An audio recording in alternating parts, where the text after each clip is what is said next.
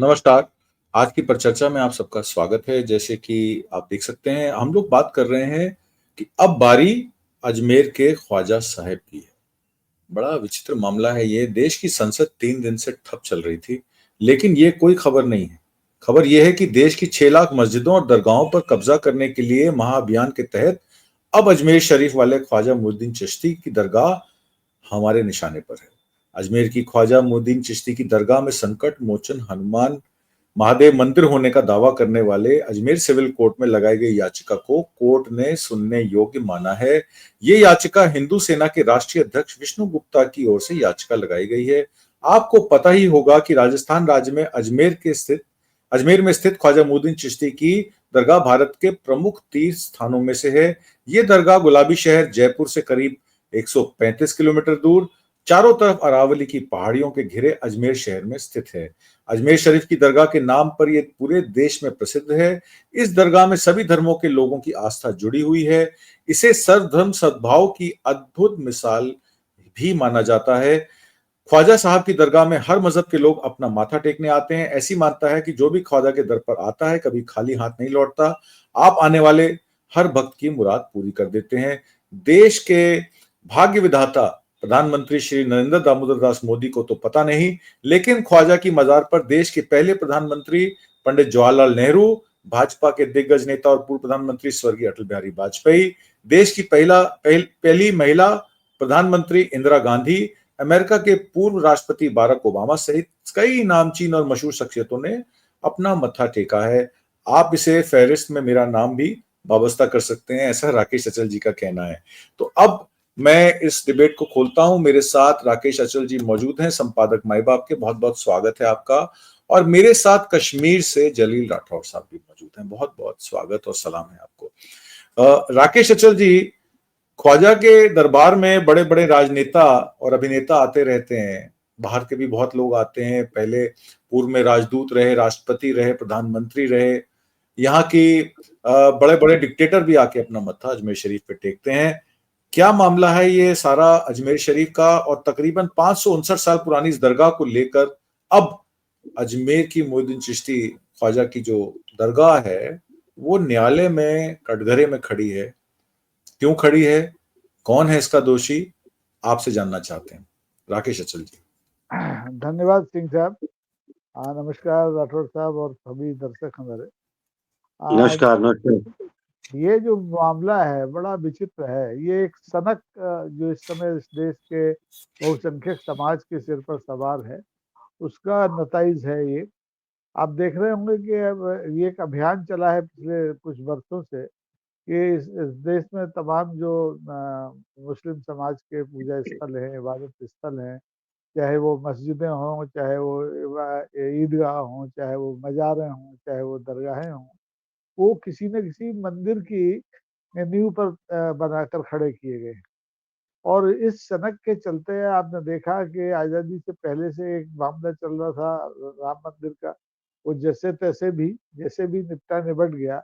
लेकिन उसके बाद फिर नए सिरे से इस अभियान को शुरू किया गया। पहले ज्ञान वापी मैंने मस्जिद को आप देखिए सर्वे कराया गया एएसआई के जरिए, वो भी माननीय अदालत के निर्देश पर हुआ, वहाँ की स्थानीय अदालत के निर्देश पर। फिर हाल ही में आपने देखा कि संभल उत्तर प्रदेश में वहाँ भी इसी तरह का मामला हुआ। वहाँ भी एक मस्जिद है, उसका सर्वे कराने की कोशिश की गई। कोशिश के सर्वे एक बार हो गया था, दोबारा कराने की कोशिश की गई। और अब आप देखें कि हमारे अजमेर शरीफ जो है, जो एक पवित्र स्थल है मुस्लिम समाज का, तो है ही, पूरे देश के सभी धर्मों के लोग जाते हैं। मैं भी वहाँ 2-3 बार गया हूँ। अब उसकी बारी है। वहाँ अजमेर की एक अदालत ने एक हिंदू सेना, स्वयंभू हिंदू सेना है इस देश में। एक जमाने में ये सेनाएं बिहार में बनती थी, लेकिन अब पूरे देश में बन रही है। तो हिंदू सेना के एक स्वयंभू अध्यक्ष महोदय हैं, उन्होंने जाके याचिका लगाई और अदालत ने उसको मंजूर कर दिया और नोटिस दे दिया एएसआई को कि आप जाके सर्वे कराइए। इस खबर के बाद से पूरे देश में और देश के बाहर जहाँ जितने भी श्रद्धालु लोग हैं, ख्वाजा साहब के प्रति श्रद्धान्वित लोग हैं, उनमें हलचल है, बेचैन है वो लोग। ये हो क्या रहा आखिर हिंदुस्तान में? इस हिंदुस्तान में राम राज है या संविधान का राज है? संविधान हमारे यहाँ परसों ही आपने देखा है संविधान दिवस हमने मनाया, 75वीं सालगिरह मनाई, लेकिन संविधान के तहत चलने के लिए हम तैयार नहीं। आजादी के फौरन बाद एक कानून बना लिया गया था तत्कालीन सरकार ने, पहली सरकार ने देश की ने, कि भाई 1947 के बाद जो जिस धर्म का पूजा स्थल है उसका जो स्टेटस है वही मान्य होगा, उसको छेड़छाड़ नहीं की जाएगी। लेकिन लोगों के इरादे कानून के तहत चलने के है नहीं, संविधान के तहत चलने के है नहीं, इसलिए एक लंबे अरसे बाद 1991 में, आपको याद हो तत्कालीन प्रधानमंत्री पीवी नरसिम्हा राव के जमाने में इसी कानून को फिर तरमीम किया गया, संशोधित किया गया, नए सिरे से लागू किया गया, और ये कानून पूरी निष्ठा से इस देश को निभाना चाहिए था, लेकिन नहीं निभाया जा रहा है। आप देख रहे हैं हर दिन एक नया याचिका किसी न किसी अदालत में आती है कि साहब ये मंदिर था, यहाँ पे मस्जिद बन गई, यहाँ पे ताजमहल बन गया, यहाँ पर कुतुब मीनार बन गया। तो इस लिहाज से ये मुझे लगता है कि एक सोची समझी साजिश है इस देश के समरसता को, गंगा जमुनी संस्कृति को तोड़ने की। और लोग चाहते नहीं है कि जिस रिवायत को हम पिछले हजारों सालों से, मतलब इस हजारों साल में हम मुगलों का शासन भी मानते हैं, अंग्रेजों का भी मानते हैं, इन लोगों के शासन काल में भी जो रसभंग नहीं हुआ समाज में, वो अब होना शुरू हो गया है। तो इसको तत्काल रोकने की जरूरत है, लेकिन मुश्किल ये है कि अब इसमें केवल पॉलिटिकल पार्टीज इसमें हिस्सेदारी नहीं कर रही हैं, कोई हिंदू संगठन अकेले इसमें हिस्सेदारी नहीं कर रहे हैं। अब तो हमारी अदालतें भी गोया इसमें हिस्सेदारी करने लगी हैं। वरना क्या जरूरत थी कि जो हमारे पुराने चीफ जस्टिस साहब थे, डी वाई चंद्रचूड़ साहब, वो इस कानून में एक खिड़की देखते, एक दर्रा खोजते और कहते कि भाई इस कानून में ये तो लिखा नहीं है कि हम किसी पूजा स्थल का सर्वे नहीं करा सकते। और उनकी इस टिप्पणी का खामियाजा पूरा देश भुगत रहा है। छोटी छोटी अदालतें, जिला जज जिनका अधिकार क्षेत्र बड़ा सीमित होता है, लेकिन वो अब वो ऐसे ऐसे निर्देश देने लगी हैं कि देश हिल जाए, लोगों की आस्था हिल जाए। तो इस पर तत्काल नए सिरे से जो भी हमारे नए मुख्य न्यायाधीश हैं खन्ना साहब, उनको को संज्ञान लेकर के दखल देना चाहिए। अन्यथा ये इतना नाजुक मामला है कि ये देश को फिर से 1947 की पहले की स्थिति में ले जाके खड़ा कर देगा। अगर हमारा जो सामाजिक ताना बाना इन छोटी मोटी हरकतों से टूटता है, तो इसका खामियाजा सिर्फ हिंदुस्तान में रहने वाला हिंदू या मुसलमान नहीं भुगतेगा, बल्कि हिंदुस्तान के बाहर रहने वाले जो हिंदुस्तान के लोग हैं, उनको भी इसका खामियाजा भुगतना पड़ सकता है। आज हमारे यहाँ जो हो रहा है, हम माने या न माने, बगल में जो बांग्लादेश है, वहाँ हिंदुओं के साथ जो हो रहा है, मुझे लगता है कि इसी सारी घटनाक्रम का भी वो एक नतीजा है, उसकी एक छाया है। तो फौरन दखल की जरूरत है। जितने समझदार लोग हैं और जितनी संस्थाएं हैं, उन सबको इसमें दखल देना चाहिए, और वरना तो मुश्किल होने वाली है। जी जी, जी, जी, बिल्कुल ठीक कहा आपने। ये जो नफ़रत का बाज़ार गर्म हो रहा है, ये राजनीति को किस दिशा में और देश को किस दिशा में लेके जा रहा है, ये बड़ा चिंता का विषय है। जलील साहब, आप विचारक भी हैं, आप कश्मीर में रहते हैं और आपने पत्रकारिता में पूरे देश का भ्रमण किया है। इस तरीके की राजनीति, इस तरीके की चीज़ें हम लोगों ने मैंने तो नहीं देखी पिछले 50 सालों में। और मुगल काल में या आदिकाल में रही हूं तो मैं कह नहीं सकता, क्योंकि उस समय कहते हैं कि ये बौद्ध धर्म था तो उनको तोड़ के मंदिर बनाए गए, मंदिरों को तोड़ के मस्जिदें बनाई गई, मस्जिदों को तोड़ के गिरजाघर बने, और अब गिरजाघरों को तोड़ के वापस मंदिर बनेंगे या बौद्ध विहार बनेंगे या मस्जिदें बनेगी। ऐसा कुछ समझ में नहीं आ रहा क्या हो रहा है। हम हिंदुओं को नई पीढ़ी बहुत जागरूक है, ऐसा कहना है राकेश अचल जी का, जिसमें जो काम हमारे पुरखों ने 500 साल पहले नहीं कर पाए उसको अब अंजाम दे रहे हैं। मतलब ये एक विषय मामला बड़ा वो हो जाता है। हालांकि याचिकाकर्ता जो हैं उनका दावा है कि दरगाह की जमीन पर पहले भगवान शिव का मंदिर था, मंदिर में पूजा और जलाभिषेक होता था। याचिका में अजमेर निवासी हरविलास शारदा द्वारा वर्ष 1911 में लिखी हुई पुस्तक का हवाला दिया गया है। 1911 पुस्तक में दरगाह के स्थान पर मंदिर का जिक्र है।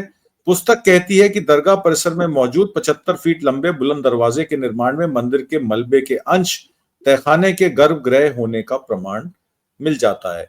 ऐसा ही कुछ मामला ज्ञानवापी मस्जिद का आया था। जिसमें वो जो जमजम था, वो कहा जा रहा था कि वो शिवलिंग है। तो ये हर चीज को मंदिर से जोड़ना, उनके ऑब्जेक्ट्स को ये कहना कि ये इसमें शिवलिंग है या इसमें मूर्ति है या बुत खाना है, तो उसमें एएसआई अगर जाके सर्वे कर भी लेगी, तो प्लेस ऑफ वर्शिप एक्ट तो 1991 का ये कहता है कि 15 अगस्त 1947 के समय जो स्थान जैसे मौजूद थे वो वैसे ही रहेंगे।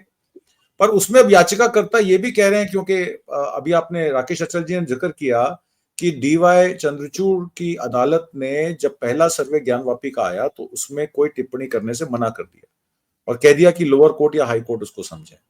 तो क्या इसका फायदा उठा के याचिकाकर्ता अब विभिन्न विभिन्न अदालतों में सभी मस्जिदों पर इस तरीके के केस ठोकेंगे, जिसमें मथुरा भी आएगा, जिसमें काशी तो आ ही गया, मथुरा भी आएगा, और अब अजमेर शरीफ, कल को ये भी हो सकता है शरारे शरीफ पर भी लगे कि यहां भी पहले महादेव का मंदिर था।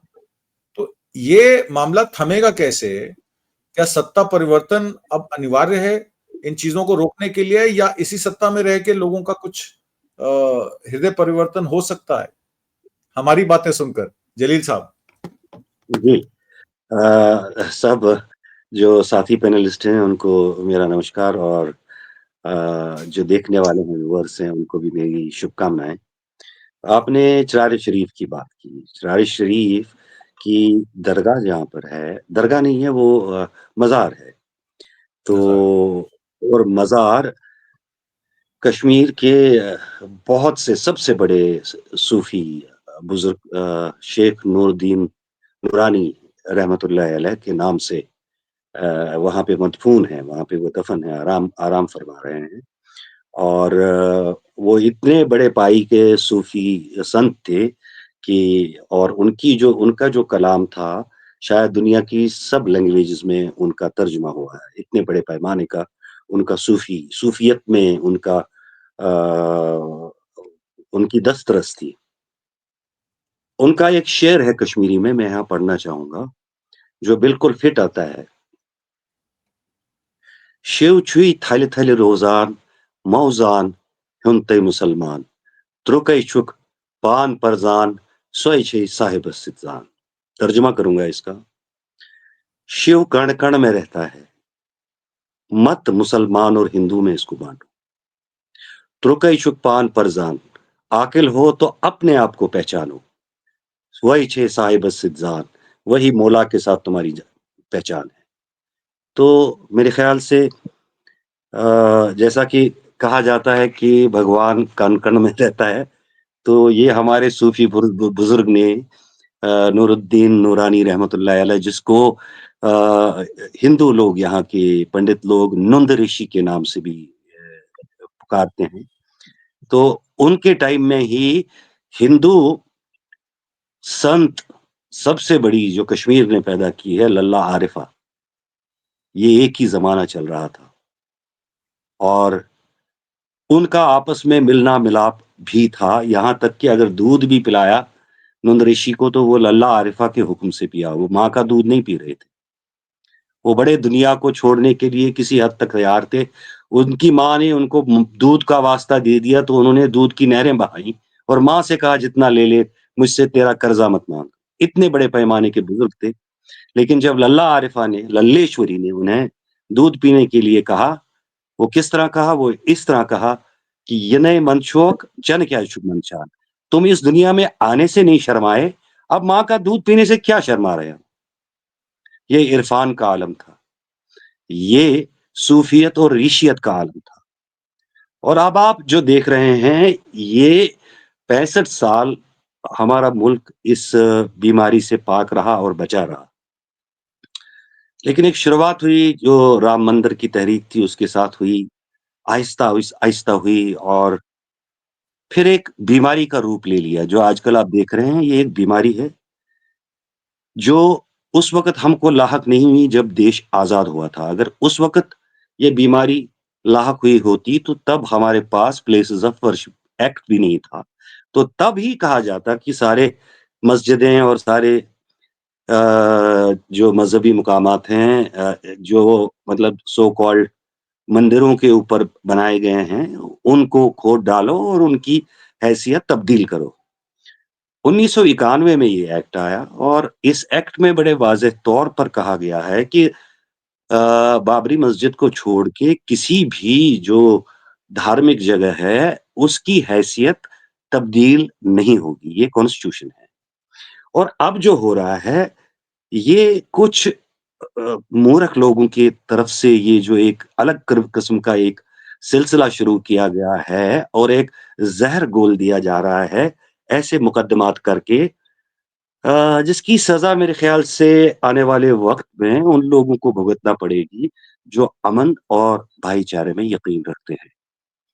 बाकी रही बात अब मैं बहैसियत एक नागरिक भारत का अ, पढ़ा-लिखा नागरिक पूछना चाहता हूँ कि क्या हमारे भगवान इतने कमज़ोर हैं कि वो एक मज़ार के नीचे दब गए, एक कब्र के नीचे दब गए, एक मानस जो ये मुइनुद्दीन चिश्ती रहमतुल्लाह अलैह थे, एक मानुष ही थे ना, एक इंसान ही थे। क्या हमारे भगवान इतने कमज़ोर थे कि एक मानुष ने उनको नीचे ज़मीन के नीचे दबा दिया? तो ये सवाल मेरी तरफ से मेरी तरफ से क्या आप सबकी तरफ से जो मेजॉरिटी कम्युनिटी है हमारे हिंदू भाइयों की जो पता नहीं, जिस तरह यहाँ 1987-88 में एक वो झाग सी चढ़ गई थी, एक आँधी सी आई थी, कश्मीर में, जम्मू कश्मीर में और वो अ, उसने सैलाब के पानी की तरह बहा के ले गया था वो लोगों को, ये जानते हुए भी कि क्या मुमकिन है, क्या नामुमकिन है। तो ये सब नामुमकिनात में है, जैसा कि कश्मीर का मामला था, जो 88 में यहाँ हुआ और वो जिस चीज़ को लेके हुआ था, वो सबको पता था नामुमकिन है। लेकिन समझने में काफ़ी देर हो गई और नतीजे आज जम्मू-कश्मीर के लोगों के सामने हैं। अर्स्टवाइल जम्मू-कश्मीर के लोगों के सामने। इसमें न सिर्फ़ जम्मू के लोग, न सिर्फ़ कश्मीर के लोग बल्कि मैं लद्दाख के अपने भाइयों को भी शामिल कर रहा हूँ, जो अब तरह-तरह की मुसीबतों के शिकार हैं। तो ये जो आँधियाँ आती हैं, ये एक पल के लिए एक अ, जोश पैदा कर देती हैं, लेकिन ये अपने साथ जिस-जिस चीज़ को जिस-जिस अच्छी चीज़ को यानी कि अगर हम ये कहें कि इंसान को उम्र लग जाती है किसी चीज़ को तामीर करने में, तामीर का लुग़वी माना इंग्लिश में है कंस्ट्रक्ट करने में। एक मुआशरा, एक समाज, एक बेहतर समाज, एक बेहतर मुआशरा तामीर करने में हज़ारों साल लगते हैं और एक आँधी आती है तो सब एक छोटी-सी आँधी आती है, वो सब कुछ बहा के ले जाती है और इस वक़्त जो हमारे मुल्क में आँधी चल रही है तो अ, उस आंधी का भी खमियाज़ा हमें आगे भुगतना पड़ेगा। जहाँ तक अब ये लीगैलिटीज़ की बात है, जो आर्टिकल है इस बारे में प्लेसेस ऑफ वर्शिप एक्ट के बारे में, तो उसमें एक लूप होल ढूँढ के या क्या किस मंशा से chief justice of India farmer जो थे, उन्होंने इसमें एक रास्ता खोला जिसके ज़रिए ये एक पेंडोरा बॉक्स की चाबी थी। वो चाबी घुमाई गई और बक्सा खोल दिया गया और अलादीन के चिराग की तरह से अब उसमें से भूत निकल रहे हैं। तो ये भूत वापस जब तक उस चिराग में बंद नहीं होगा, ये सिलसिला चलता रहेगा। मामला इतना गंभीर है और इतना शर्मिंदा करने वाला है कि हर किसी ज़ी-शऊर को ये बात मालूम है कि ये जो भी हो रहा है, ये गलत हो रहा है, ये एक पागलपन है। लेकिन इसमें निचली अदालतें अब बड़ा ज़ोर-शोर से more loyal than the king की तरह इसमें अपना रोल निभा रही हैं और हमारी हुकूमत इस पे हुकूमत पे भी एक रोल बनता है क्योंकि मुल्क को एकजुट रखने में सरकार का बड़ी सबसे बड़ी ज़िम्मेदारी होती है। ना सरकार अपनी ज़िम्मेदारी निभाती है, सरकार भी मंदिर वो अस्पताल बनाने का कॉलेज बनाने, स्कूल बनाने और लोगों की सुविधा के सामान पैदा करने का काम छोड़ के अब ज़मीनों के नीचे मंदिर ढूँढने के काम में एक तरह से they are hand in glove in it. तो अब यही कहा जा सकता है कि ये सब ज़िम्मेदारी जो आती है, ये सब जो मेजॉरिटी कम्युनिटी है, उन पे आती है कि वो ये सोचें कि इसके नतीजे में देश में क्या हालात हो सकते हैं। अभी आपने रिएक्शन के तौर ही कहेंगे, संभल में देखा, तो वहां क्या हुआ। अब मैं बहराइच के मामले को भी रिएक्शन ही मानूंगा, हालांकि उसको ओन किया गया, जो वहां पे बच्चा मारा गया, हमें भी दुख है, सबको दुख होना चाहिए। जिस तरह कल के वाकये में जो बच्चे मारे गए उनका दुख है, इसी तरह बहराइच में भी जिस बच्चे को उकसा के या जिसको क्या कहते हैं ब्रेन वॉश करके वो काम कराया गया, किसी के घर पे चढ़ाया गया, किसी की प्राइवेसी को डिस्टर्ब करने के लिए उकसाया गया, और उसके नतीजे में जो रिएक्शन घर वालों की तरफ से आ गया, तो उसमें एक बच्चे की जान चली गई। अगर आप देखेंगे कि इस तरह के दंगों में जिस तरह के बच्चों की जान चली जाती है, वो सब गरीब घरों से आते हैं। उसमें एलीट क्लास का कोई नहीं, मिडिल क्लास का कोई बच्चा नहीं मारा जाता है।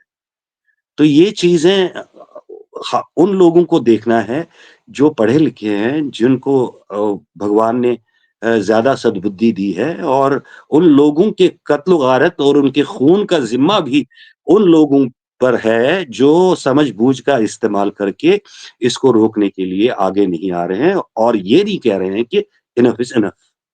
और उससे भी बड़ा मुजरिम अपोजिशन पार्टियां हैं, जो चुपचाप एक साइलेंट स्पेक्टेटर बन के इस चीज को जारी रहते हुए देख रहे हैं, जबकि उनको बहुत पहले सड़कों पर आना चाहिए थे इस मामले को लेके, क्योंकि वही लोग ज्यादा संविधान की बात करते हैं, वही लोग मोहब्बत की दुकानें खोलते हैं, और मामला ऐसा है कि दुकानों पर ताले चढ़ रहे हैं, मोहब्बत की दुकानों पर, और वो मोहब्बत की नई दुकानें खोल रहे हैं। पुरानी दुकानों पे जो ताले चढ़ाए जा रहे हैं, उनको रोक लीजिए। It is high time that they should move in, and move in very fast, to stop this madness which is going around. जी। ठीक है, बिल्कुल ठीक कहा आपने कि नई मोहब्बत की दुकानें खोलने से पहले जो पुरानी दुकानें हैं उनके तालों में जो जंग लग गया है, उस जंग को हटा के उसमें तेल डाल के उन दुकानों को खोल के उनकी सफाई की जाए। मैं इसमें एक बात बता दूं कि जो फॉर्मर सीजीआई थे डीवाई चंद्रचूड़, जो 2019 की बेंच के में पार्ट थे जिसमें इस एक्ट पे बातचीत हुई थी, उसमें उन्होंने 2023 की ज्ञानवापी केस में ये कहा था कि एएसआई सर्वे को उन्होंने सैंक्शन दी थी कि नॉन इन्वेजिव टेक्नोलॉजी, मतलब कि बगैर कोई छेड़छाड़ किए उसका सर्वे हो जाना चाहिए, क्योंकि एक्ट ये कहता है कि आप किसी प्लेस ऑफ वर्शिप को कन्वर्ट नहीं कर सकते या ऑल्टर नहीं कर सकते। वो कोई कन्वर्जन नहीं मांग रहे हैं। सवाल ये है कि क्या उस स्टेटस का, उस जगह का स्टेटस क्या था अगस्त 15 2047 से पे या उससे पहले। अब बात ये आ जाती है कि जब आप उसका नेचर या उसका कैरेक्टर या उसका प्लेस ऑफ वर्शिप को जब बदल ही नहीं सकते, तो ये सर्वे से आप किस नतीजे पे पहुंच रहे हैं, किस निष्कर्ष पर पहुंच रहे हैं। महाराष्ट्र के इलेक्शन में योगी आदित्यनाथ जोर जोर से कह रहे थे अयोध्या में मंदिर बन गया है, अभी काशी मथुरा बाकी है, काशी मथुरा बाकी है। तो क्या ये सांप्रदायिकता के आधार पर वोट बटोरने का बात चल रही है? सुधीर सक्सेना जी, मेरा सवाल आपसे ये रहेगा, जून 2022 में आरएसएस की ट्रेनिंग कैंप में नागपुर में सरसंघचालक मोहन भागवत जी ने ये कहा था हर मस्जिद में शिवलिंग क्यों ढूंढना है। ये उनके भाषण में था। उन्होंने अपने संघ संचालकों को आरएसएस की नागपुर में ये बात कही थी। उन्होंने कहा था कि सब ऑर्गेनाइजेशंस के जितने भी हेड्स हैं वो इस काम में ना लगें। राम मंदिर बन रहा है, राम मंदिर के बनने के बाद, बाबरी मस्जिद का जो भी हुआ उसके बाद, अब इस मामले को रफा दफा कर देना चाहिए, खत्म कर देना चाहिए, और अब कोई मस्जिद नहीं टूटेगी और कोई नया मंदिर नहीं बनेगा। ये मोहन भागवत जी का कहना था। अब उसके बाद आपने देखा संभल में क्या हुआ, 5 लोगों को गोली लग के और पुलिस की गोली से मरे। पुलिस वाले कहते हैं हमने गोली चलाई नहीं, तो फिर सेल्फ डिफेंस में गोली किसने चलाई? क्या मुसलमानों ने खुद को मार लिया गोली से? ये भी सवाल खड़ा हो जाता है। और दूसरी बात जो ये है कि क्या सुप्रीम कोर्ट में जो अब संजीव खन्ना की बेंच है, जो गलती डीवाई चंद्रचूड़ की कोर्ट ने 2019 में की, कि देखिए हम उसका कैरेक्टर चेंज नहीं करना चाहते, पर हम उसका कैरेक्टर पता लगाना चाहते हैं। जब आप कैरेक्टर को ऑल्टर ही नहीं कर सकते तो कैरेक्टर का पता लगा के क्या कर लेंगे, और उससे क्या हो जाएगा? ये बनारस और मथुरा के जो याचिकाएं जो अब अदालतों में पहुंच गई हैं, और अजमेर शरीफ को लेकर भी ये बात आ गई है, इसमें तो जो बाकी की 6 लाख मस्जिदें हैं, धीरे धीरे सब पे सिविल सूट फाइल होना शुरू हो जाएगा, और एएसआई की सर्वे टीम आगे आगे चलेगी, जय श्री राम के नारे लगाते हुए, भगवा झंडे लेके लोग पीछे पीछे चलेंगे। तो ये क्या देश में कोई बड़ा अराजकता का माहौल नहीं फैला देगा? जो आपसी भाईचारा, जो हिंदू मुस्लिम सिख ईसाई सब आपस में भाई भाई, और जिस तरीके के व्याख्यान से हम लोग देश चलाते आए हैं 74 साल से, धर्मनिरपेक्षता, सर्वधर्म संभव, क्या ये सब खत्म हो जाएगा इतने से मामले में? सुधीर जी। धन्यवाद आत्मजीत जी। इस सारे प्रकरण पे मुझे एक शेर याद आता है, लम्हों ने खता की थी, सदियों ने सजा पाई। तो ये जो लम्हों की गलतियां हैं, जिसका खामियाजा हम भुगत रहे हैं, और जिस तरह का घटनाक्रम है उसमें हमें आगे भी और भयावह रूप में भुगतना पड़ सकता है, बशर्ते हमारे यहाँ विवेकवान लोग आगे आकर किसी भी तरह से इस ज्वार को या इस विभीषिका की सैलाब को रोकें। आपने जस्टिस चंद्रचूड़ की बात कही, तो जस्टिस चंद्रचूड़ को विरासत में वकालत मिली थी। उनके पिता भी मुख्य न्यायाधीश रहे सुप्रीम कोर्ट के, वो भी थे, और उनसे बहुत उम्मीदें थी। वो चाहते तो अपने विवेक से धर्म स्थलों को लेकर किए जा रहे जो संभावित बवाल थे उससे देश को बचा सकते थे, लेकिन उन्होंने पिटारे का ढक्कन खोल दिया, पिटारे पे ढक्कन लगाने के बजाय।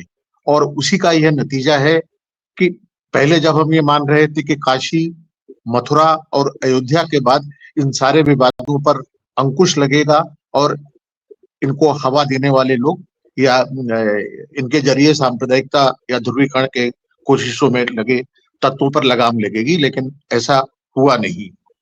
अभी जलील साहब ने नुंद ऋषि का और ललद्यत का उल्लेख किया, तो चाहे वो नुंद ऋषि हो, चाहे ललद्यत हो या बुल्ले शाह हो, ये हमारी महान विरासत के पैरोकार रहे हैं और इन्होंने हमेशा भाईचारे का और हिंदू मुस्लिम एकता का और सहिष्णुता का पैगाम दिया है। अब हम आए, आपने जो आशंकाओं की बात की है, तो जिस तरीके से घटनाक्रम घट रहा है, जब एक बार सन 1991 में 1947 को विभाजक रेखा मान लिया गया, उसके बाद इन सारी चीजों को तूल देना यह दर्शाता है कि इस देश में बड़े पैमाने पर वो शक्तियां सक्रिय हैं जो इन चीजों को हवा देकर अपने राजनीतिक निहितार्थ, अपने धार्मिक एजेंडे पर अमल करना चाहती हैं। इसमें सत्ता भी दोषी है, इसमें सनातन धर्म के तथाकथित पैरोकार भी दोषी हैं। और आपने अगर आरएसएस की बात की और उनके आरएसएस के सरसंघ संचालक मोहन भागवत के 2 साल पहले दिए गए बयान का उल्लेख किया, तो उनके बयान और जो कुछ घट रहा है उसमें इतना बड़ा फासला है कि आप ये समझ सकते हैं कि उनकी कथनी और करनी में अंतर है। तो ये जो विष बेल पनप रही है, जो विष वृक्ष पनपा है, उसकी जड़ें नागपुर में रेशीम बाग में है, ये आप बिल्कुल 100% सच मान लीजिए। ये जो विष बेल पनप रही है उसकी जड़ें, उसका मूल, उसका उद्गम वो नागपुर में आरएसएस के पास है, और आरएसएस ही कहीं ना कहीं उन सारे तत्वों को पोष रहा है जो आज इस देश में घृणा की मानसिकता या प्रतिशोध की मनोवृत्ति पनपाने में लगे हुए हैं। तो ये जो सारा खतरा है ये यहीं तक नहीं रुकेगा, जबकि भोजशाला का मामला हो, चाहे अजमेर के दरगाह शरीफ का मामला हो, चाहे हुबली की दरगाह का मामला हो, चाहे ज्ञानवापी मस्जिद का मामला हो। और खतरा तो यहाँ तक है, कुछ साल पहले विवाद भी उठा था जब शिरडी के साईं बाबा को लेकर और शिरडी के समाधि को लेकर भी विवाद हो रहा था, और लोगों ने शिरडी के साईं बाबा की जन्मपत्री पलटने की कोशिश की थी और कहा, और उनके खिलाफ तमाम तरह की बातें कही गई थी। तो ये इसका कोई नहीं का कोई अंत नहीं होता है, प्रतिशोध का कोई सीमा रेखा। सर इंटरप्शन के लिए माफी, बातें ही नहीं की गई, सिर्फ कई जगहों पे कई मंदिरों में जो उनकी मूर्तियां हैं तोड़ दी गई हैं। तोड़ी गई नहीं, उत्तर प्रदेश में कई जगहों पे तोड़ी गई, लेकिन मैं अभी शिरडी की बात कर रहा था। तो ये जो मानसिकता है ये हमें किस मोड़ पर ले जाके खड़ा कर देगी, सवाल मोड़ का नहीं है। सवाल ये है कि इसका प्रसार अगर कश्मीर से कन्याकुमारी तक होता है और कच्छ से कामरूप तक होता है, तो ये इस पूरे देश में क्या स्थितियां बनेंगी इसकी हम लोग कल्पना नहीं कर सकते। इतनी भयावह चीजें हैं। हम भूल जाते हैं कि टीपू सुल्तान के श्रृंगेरी के शंकराचार्य से पत्राचार होता था और वो श्रृंगेरी के शंकराचार्य का बहुत आदर करता था, उनसे सलाह मशवरा करता था। हम भूल जाते हैं कि बाबर ने अपने बेटे हुमायूं को निर्देश दिया था कि इस देश के की आवाम गाय को पवित्र मानती है, इसलिए गोकशी से बाज आए। हम भूल जाते हैं कि अकबर ने सुलह कुल की स्थापना की थी। हम भूल जाते हैं कि अकबर ने जजिया कर समाप्त किया था। हम ये भूल जाते हैं कि उत्तर भारत के अधिकांश मंदिर पिछले 400-500 सालों में यानी मुगल काल में बने हैं। आप याद कीजिए, अयोध्या में जो मंदिर या गढ़ियां ये सारी चीजें हैं वो अवध के नवाबों के दौर में बनी है।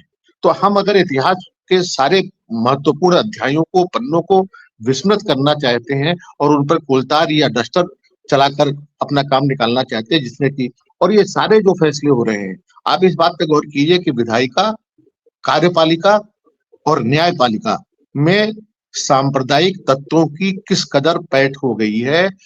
उसमें खबर पालिका भी बनी नहीं है। और जैसा कि हमारे मित्र अचल जी ने पहले कहा था कि ईडी, इनकम टैक्स और सीबीआई के साथ साथ निर्वाचन आयोग और अब एएसआई, ये 5 हाथ हैं जिनके जरिए डबल इंजन सरकारें अपना एजेंडा पूरा करने में लगी हुई हैं। तो खतरे बहुत ज्यादा हैं। और मुझे लगता है कि आप देखिए, फादर स्टेंस की हत्या होती है या कलबुर्गी को मारा जाता है, या गौरी लंकेश की हत्या होती है, इन सबके पीछे कौन से तत्व सक्रिय है? ये मानसिकता वही है जो कभी किसी धर्म स्थल के खिलाफ सक्रिय होती है, कभी बुद्धिजीवियों को निशाना बनाती है, कभी धर्मगुरुओं को पर प्रहार करती है। तो मानसिकता वही है जो अलग अलग रूपों में व्यक्त हो रही है। आपने महाराष्ट्र के चुनाव में देखा, झारखंड के चुनाव में बांग्लादेशी या रोहिंग्या मुसलमानों का मुद्दा उठाया गया। तो इनके पास सांप्रदायिक एजेंडे के अलावा और कोई एजेंडा नहीं है। इन्होंने कभी भी विश्वविद्यालयों की, विद्यापीठों की, अनुसंधानशालाओं की, प्रयोगशालाओं की, प्रगति की, विकास की, महंगाई दूर करने की, इस तरह की कभी कोई बात नहीं की है। ये किसी भी तरह से हिंदू मुस्लिम के जरिए अपना नैरेटिव साधना चाहते हैं। और आप ढेरों चीजें हैं जो मुगल काल में मुगल बादशाहों के सोच के बड़प्पन को रेखांकित करती हैं। लेकिन जिस तरीके से मुगल सम्राटों को चित्रित किया जा रहा है और जिस तरह से गांधी, नेहरू या अन्य हमारे महान पुरुषों को लांछित किया जा रहा है, वो सब बताता है कि इन सब के पीछे कौन से तत्व सक्रिय हैं। मैं एक जिगर मुरादाबादी के शेर के साथ अपनी बात समाप्त करूंगा और अन्य वक्ता अपनी बात करेंगे। जिगर मुरादाबादी कहते हैं, चलो देख आए जिगर का तमाशा, चलो देख आए जिगर का तमाशा, सुना है वो काफिर मुसलमान भी है। चलो देख आए जिगर का तमाशा, सुना है वो काफिर मुसलमान भी है। काफिर यानी बुत परस्त है, लेकिन ईमान रखता है तो वो मुसलमान भी है, वो हिंदू भी है। हम दोनों एक ही पुरखों के बेटे हैं, हमारी साझा संस्कृति है और उस संस्कृति पे हमें गर्व है।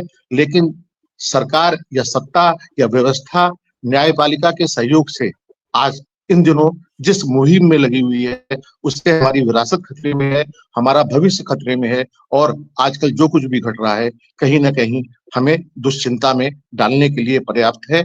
और कहना कठिन है कि अगर यही प्रक्रिया, यही सैलाब जारी रहा तो आने वाले वक्त में इस देश के समाज का, इस देश के अवाम का और इस देश की जो गंगा जमुनी और जो सामाजिक संस्कृति है उसका क्या होगा। आत्मजीत जी।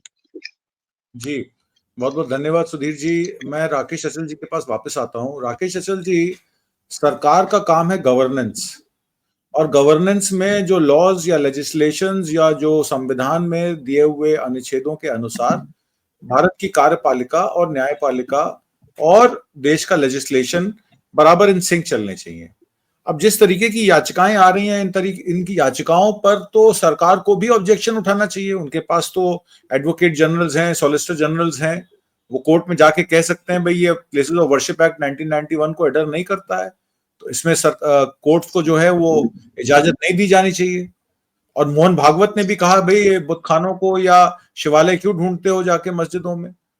एक तरफ तो मोहन भागवत जी ये कहते हैं, और दूसरी तरफ जो याचिका करता है वो अपने आप को हिंदुत्व के पोस्टर बॉयज कहते हैं या हिंदुत्व सेना कहते हैं। या आपने देखा महाराष्ट्र में भी जिस तरीके से रैलियां निकाली गई और लोगों को मस्जिदों के आगे खड़े होकर बड़े बड़े बैंड बजाए जाते हैं, गालियां दी जाती हैं। तो ये विषय जो है वो एक्चुअल में क्या है, क्या इससे भारतीय जनता पार्टी या आरएसएस को कोई फायदा मिल रहा है, या उनको ये लग रहा है कि 2047 तक का जो हमारा रोड मैप है, न्यायपालिका को ताक पे रख के, कार्यपालिका को ताक के रख के देश को चलाने का, तो वो मंसूबा तभी कामयाब हो सकता है जब हिंदू मुसलमान हो जाए देश में। सारे हिंदू जो है वो मस्जिदों को गिराने में लग जाएं, और सारे मुसलमान जो है वो छाती पीट पीट कर ये कहें कि देखिए हमें इस देश से दोम दर्जे का नागरिक बनाने की कोशिश की जा रही है। और आपने अपने लेख में ये भी लिखा है कि कल को ताजमहल में भी लोग घुस जाएंगे, ताजमहल को भी कहेंगे आगरा भाई ये भी जो है वो हरि मंदिर है, ये मकबरा नहीं है। तो ये सारा मामला मैं जी जी एक मिनट, थोड़ा सा 1 मिनट दखल दूंगा। आपने जैसे जी ताजमहल की बात कही, तो ताजमहल को लेकर जो वसंत ओक की किताब है, वो बरसों पहले इस विवाद को जन्म दे चुकी है कि क्या ताजमहल हिंदू मंदिर था या हिंदू महल था।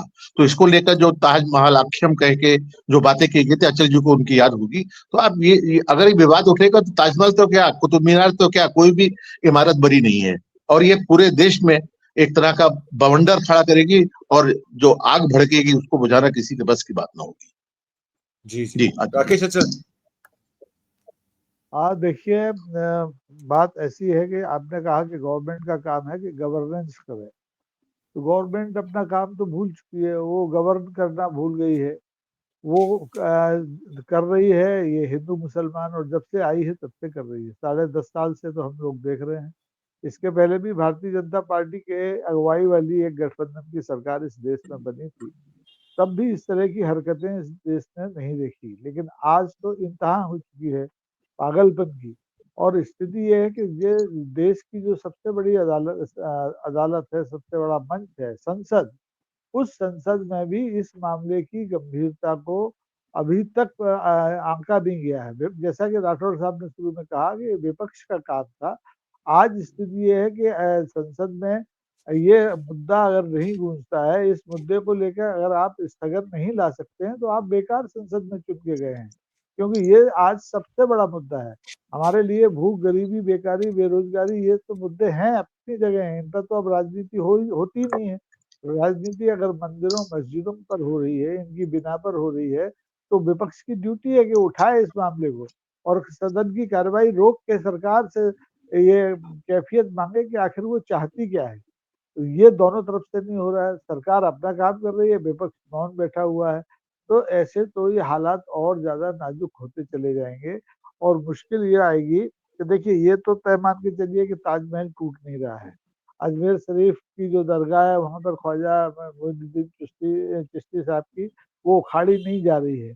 लेकिन इसके जरिए जिस ढंग से सोसाइटी में दो दो फिरकों के बीच में जहर और एक अविश्वास पैदा किया जा रहा है, वो खतरनाक है। वो आने वाली पीढ़ियों को साथ साथ चलने में दिक्कतें पैदा करने वाला है।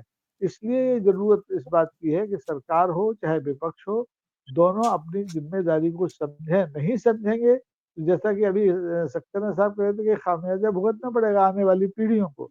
और आने वाली पीढ़ियां इस समय अपने गम में है, उन्हें ये समझ में नहीं आ रहा है कि उनके ऊपर, उनके सामने जो तमाशा और जो हंगामा बर्पा किया जा रहा है उसका मकसद क्या है, वो इस देश को कहाँ ले जाने वाला है। इस देश की सरकार का चरित्र और चेहरा दो तरह का है। हमारे देश के जो कर्णधार हैं, जो वजीर आजम है, जब विदेश जाते हैं तो वहाँ मस्जिदों में जाते हैं, वहाँ के जो इस्लामिक देश हैं उनके राष्ट्राध्यक्षों से गले मिलते हैं। लेकिन हमारे हिंदुस्तान में न तो वो इस्लाम में जो लोग गोल टोपी पहनते हैं उसका इस्तेमाल करते हैं, टोपी हाथ में ही नहीं लेते, हाथ लगाना दूर है। जालीदार टोपी से उन्हें चिढ़ है, उन्हें संविधान की लाल किताब से चिढ़ है। तो आखिर ये लोग क्या चाहते हैं, इसको समझने में बहुत ज्यादा दिमाग लगाने की जरूरत नहीं है।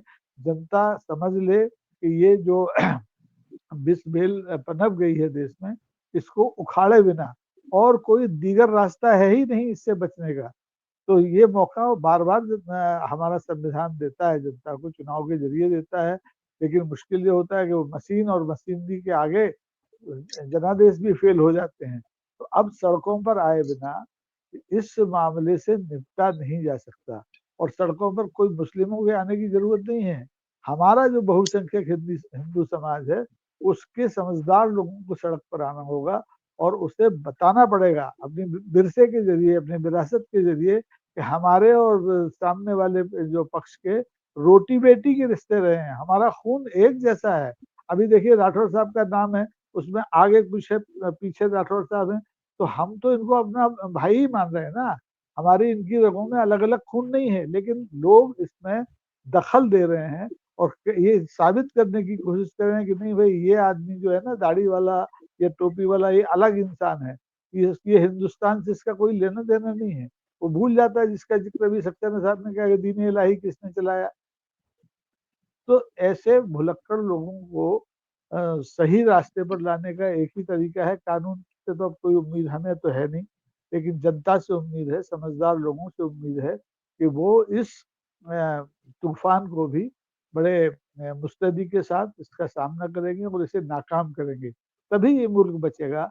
अन्यथा आप देख ही रहे हैं कि मजहब के बिना पर जितने भी दुनिया में मुल्क हैं, उनकी क्या फजीयत है, चाहे वो ईसाई मुल्क हो, चाहे वो इस्लामिक मुल्क हो, चाहे हिंदुस्तान जैसा हमारा है, जो हिंदू मुल्क तो नहीं है, धर्मनिरपेक्ष देश है, और उसका जो हाल आज हो रहा है। जी जी जी, बिल्कुल ठीक कहा आपने कि जो मुल्क के हालात हैं वो अच्छे नजर नहीं आ रहे हैं और ये देश के लिए अच्छा नहीं है।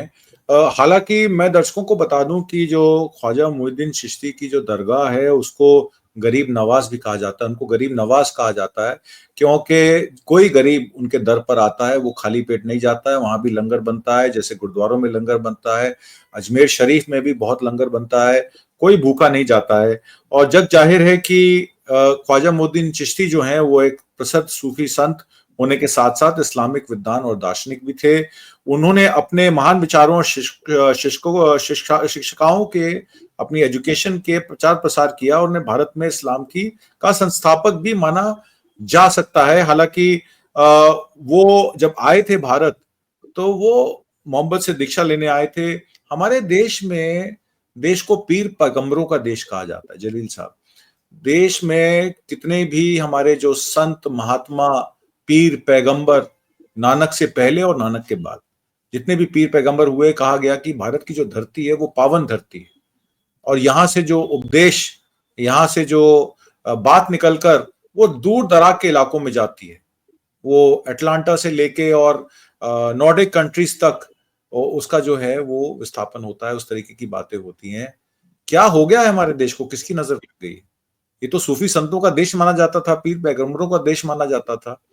इस देश के हालात खराब करने वाला है कौन? कौन है दोषी इन सब बातों का? जी जलील साहब। ये सबका दोषी अगर मैं मानूंगा तो एक ही चीज है, वो है सत्ता, सत्ता का मोह, सत्ता के साथ चिपके रहना।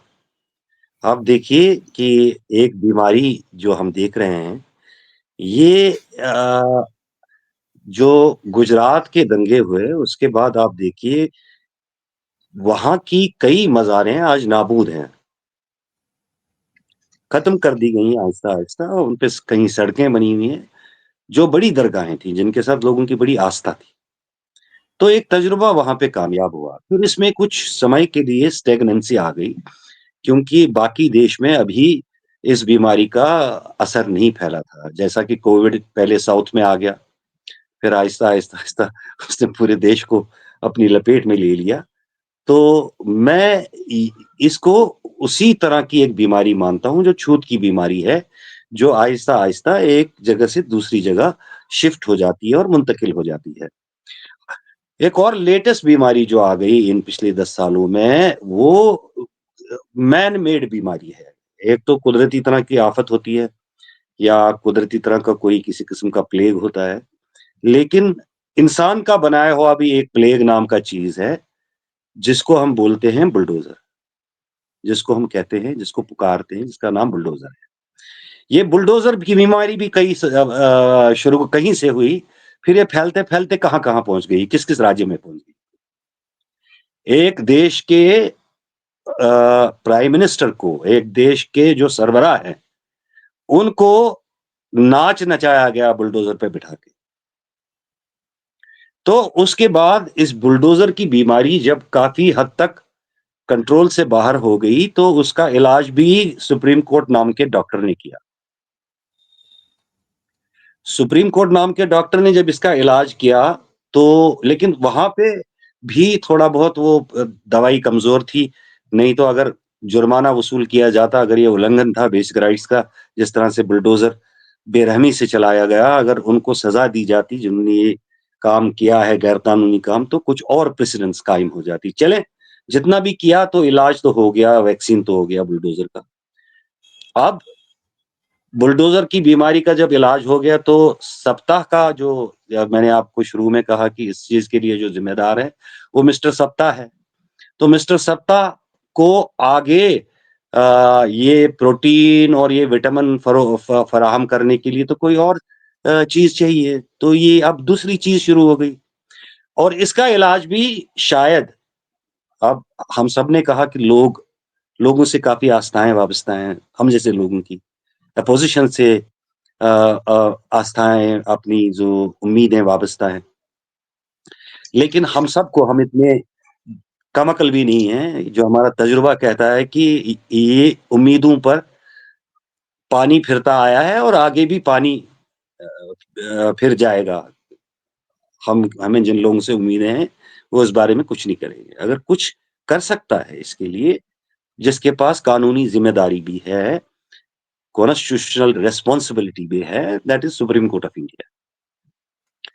हैविंग सेड दैट, अगर हम माने 5 मिनट के लिए, या मसलन हम माने कि इस चीज का भी इलाज सुप्रीम कोर्ट करता है, और हम यही उम्मीद करेंगे कि बुलडोजर का इलाज, बुलडोजर नाम की बीमारी का इलाज करने में जितना टाइम लगाया, इस बीमारी का इलाज करने में उतना टाइम नहीं लगाएगा supreme court. Will hope that, your hope, and I personally have strong hopes because I see only one hope, that is the Supreme Court, which can put an end to this kind of madness very soon. लेकिन उसके बाद आप देखेंगे कुछ और तमाशा शुरू होगा। तो इसके लिए जिस नाम का वो राक्षस, वो बहुत बड़ा है, वो हमारे सोच से और हमारे समझ से भी, जितना हम उसको अपने दिमाग से माप सकते हैं, उससे कई गुना, 1000 गुना वो देव जो है, जिसको हम राक्षस कहते हैं, सप्ता नाम का राक्षस, वो बहुत बड़ा है। तो आप आइंदा भी कोई खास उम्मीद नहीं रखेंगे, लेकिन अब ये है कि परिवर्तन एक चालू सिलसिला है। अगर 65 साल लग गए इस बीमारी को यहाँ पे अपनी जड़ तलाशने में, जड़ उखाड़ने में भी टाइम लगेगा, और बिलाखिर at the end of day ये सिलसिला भी खत्म हो जाएगा। लेकिन बस इतनी ही प्रार्थना है अल्लाह से, भगवान से, वाहिगुरु से, कि हमें जिस बात का हम सब लोगों ने जिक्र किया कि इसका जो खमियाजा होगा वो हमारी सोच से बाहर है, वो बहुत डरावना है जी वो हमें ना भुगतना पड़े। ये एक जी वार्निंग बेल है, जिसको जितना आप दबाओगे वो उतना उभरता है। फिर आप मारते रहो, कितने को मारोगे और कितने मरोगे। Let us warn them openly. You cannot push anybody to wall to the extent where reaction will start, and the reaction start इस तरह हो जाएगी कि हमारे मुल्क के दुश्मन हर जगह बैठे हैं। अगर इस तरह का कोई सिलसिला बाहरी ताकत के जरिए शुरू हो गया तो बड़ा भयानक होगा। हमने देख लिया है, हमने इसका मजा चखा है। जी So that is my take on it. बिल्कुल ठीक है जलील साहब, आपने बिल्कुल ठीक है। आने वाले जो ज़लज़ले का जो अंदेशा आपने दिया है वो बिल्कुल अपनी जगह दुरुस्त है। सुधीर जी, मैं आखिरी टिप्पणी आपसे लूंगा। मणिपुर का और संभल का अगर आप देखें तो कोई ज्यादा फर्क नहीं है। प्रधानमंत्री मोदी ना मणिपुर पे बोलते हैं, ना वो संभल की वायलेंस पे बोलते हैं। उत्तर प्रदेश में एएसआई को लेकर ज्ञानव्यापी मस्जिद का जो सर्वे कराया जाता है और उसके बाद उसकी उद्घोषणा की जाती है कि मथुरा में भी होगा, वहां की जामा मस्जिद को भी माफ नहीं किया जाएगा, वहां की जामा मस्जिद का भी वही हाल होगा जो अयोध्या की बाबरी मस्जिद का हाल हुआ है। ये बड़ा क्लियरली उत्तर प्रदेश की सरकार कह रही है। और आपको याद होगा उत्तराखंड में हल्द्वानी में जो हुआ, मज़ारों को जिस तरीके से कहा गया कि ये जो जमीन है ये सरकारी है, रेलवे की है, और मज़ारों को, और वहां पे जो बस्ती में लोग रहते थे, और कई सालों से 30-40 साल पुरानी बस्ती, क्योंकि मेरा ननिहाल है तो मैं वहां जाता रहता हूँ।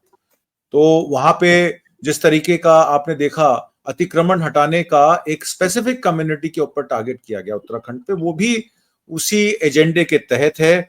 अब बात यह आ जाती है, जो अभी जलील साहब ने जिसका जिक्र किया और राकेश अचल जी ने भी उस तरफ इशारा किया, कि देश के लोगों के पास महंगाई से लड़ने के लिए ताकत नहीं है, देश के लोगों के पास बेरोजगारी से लड़ने के लिए समय नहीं है, और देश के लोगों के पास महिलाओं के खिलाफ जो मुकदमे हैं या जो रेप्स हो रहे हैं, जो अत्याचार हो रहे हैं, उससे भी जूझने के लिए कोई योजना नहीं है, और ना ही गरीबी, ना ही गुर्बत और भुखमरी, उसके खिलाफ लड़ने के लिए वो कोर्ट जा सकते हैं।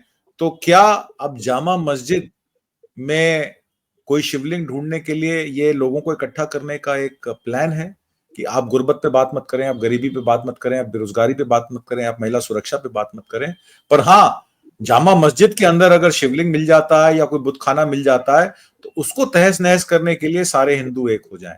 तो एक है तो सेफ है का नारा जो प्रधानमंत्री मोदी ने दिया, या बटेंगे तो कटेंगे का नारा योगी जी ने दिया, उसका जो तात्पर्य है, जो अभी अजमेर में हो रहा है या काशी में हो रहा है या मथुरा में होने वाला है, क्या ये उसी तरफ इशारा करता है? सुधीर जी। देखिए अभिजीत जी, आपने कई बहुत महत्वपूर्ण बातें एक साथ कही, और चाहे वो नूह का मेवात का मामला हो, चाहे मणिपुर का मामला हो, चाहे बहराइच का या हल्द्वानी का या संभल का मामला हो, इन सबके पीछे एक ही मनोवृत्ति काम कर रही है।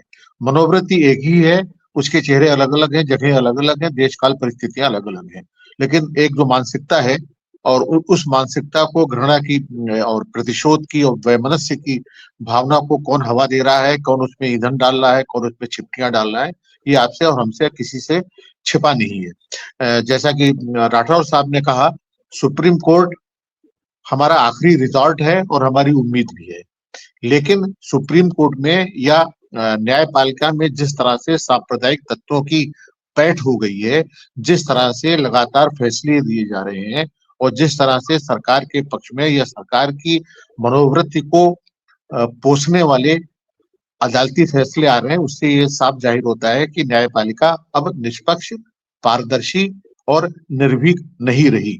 तो ये सारे खतरे हैं, इसलिए बहुत ज्यादा उम्मीद करना। और आपने लोकतंत्र की बात कही, तो लोकतंत्र में जब तंत्र भ्रष्ट या सांप्रदायिक या